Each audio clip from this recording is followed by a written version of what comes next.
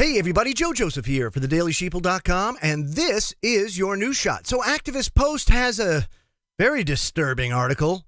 A mother has been sterilized as court hands down an order recommending it. That's a very sticky wicket we have here. At the request of an Oklahoma court, it says a mother of 7 has been sterilized as part of a judge's order, setting a damning precedent in the process. Summer Creel, 34, had the procedure in November after the judge wrote he could consider it at her sentencing if she chose to do so. Although the procedure was voluntary, in quotation marks, the court order to do so crosses some ominous barriers. In spite of the fact that it is described as voluntary, it stretches the definition of the term by putting Creel in the position of bartering her fertility for leniency in her sentencing. Now, last year, this practice gained national attention when it was applied to prisoners in exchange for undergoing a sterilization procedures. Prisoners were given a shorter sentence, and the ACLU pointed out that this program is deceptive and it's really unconstitutional. I mean, offering a so-called choice between jail time and coerced contraception or sterilization is totally and completely out of line. Now, Hetty Weinberg of the ACLU said this: such a choice violates the fundamental constitutional right to reproductive autonomy and bodily integrity by interfering with the intimate decision of when to have a child, imposing an intrusive medical procedure on individuals who are not in a position to reject it under duress. Now, the argument's going to be that Creel's no model citizen. She's a repeat check forger. She has an addiction to methamphetamine that's so severe that she admitted to using the drug while she was pregnant. But you bring the issue of sterilization as a factor in Creel's sentencing, and that crosses a line. That crosses a line reminiscent of the eugenics program of the early 20th century. Now, I can tell you that the eugenics program is what Agenda 21 is spawned from.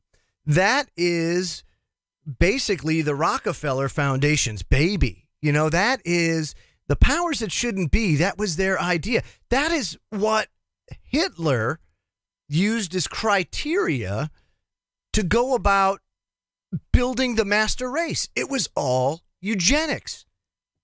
This was huge. If you don't know what eugenics is, look it up, especially when you look up turn of the century stuff, turn of the 20th century stuff, the time of the robber barons and the money trusts. That's when eugenics was really gaining ground here in the United States. About, basically exterminating the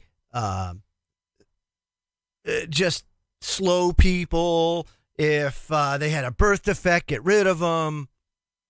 There are certain genetic factors that you weigh in. You start selective breeding. There's a whole eugenics is an unbelievable, just an idea. It is an idea, quite frankly, that in this day and age, I just don't think could ever take root. It just couldn't take hold. And I'm glad, because you don't want that. You go down that line, you start talking inbred. This is the kind of stuff like the royal families have gotten caught. This is why they like pea blue and stuff like that, because they need that infusion of fresh DNA every once in a while. Otherwise, this is what you get. And it's the same thing with you breed dogs. You run into the same thing.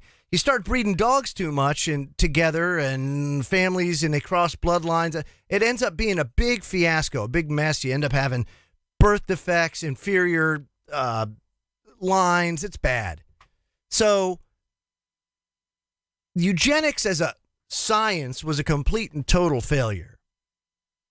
And a lot of people associate that with Adolf Hitler, and he was one that utilized basically studied eugenics.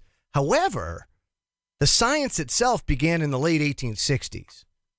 So by Hitler's time, it was really consensus among many that the human population could be improved through selective breeding and through people that were deemed inferior by science. Like autistic kids would be considered inferior and would be exterminated or tested on before they're exterminated. They were really viewed as worthless and as a liability. When you hear the term cleansing the gene pool, that's what was something that was spawned from the eugenics studies. And eugenics laws in the early 20th century, really, that's what forced the sterilization of over 64,000 people here in the United States. 64,000 people. I mean, it's unbelievable now that we're revisiting this again here in the 21st century when we have really, over the course of time, this was exposed, and you can't do that. You can't do that to people. As much sometimes as we want to think we have the right to do it, we don't have the right to do it. It's just, and I'd be interested to know what your thoughts are below in the comment section, because this is something that you hear all the time. Oh, that sexual abuser, he should be castrated. Okay, but should we be trading castration in exchange for lighter sentences? That's the question. Because is that really a choice? You're presenting somebody the choice of spend an eternity in prison or get castrated and you can get out in 10 years. And is that justice for the family that's been wronged?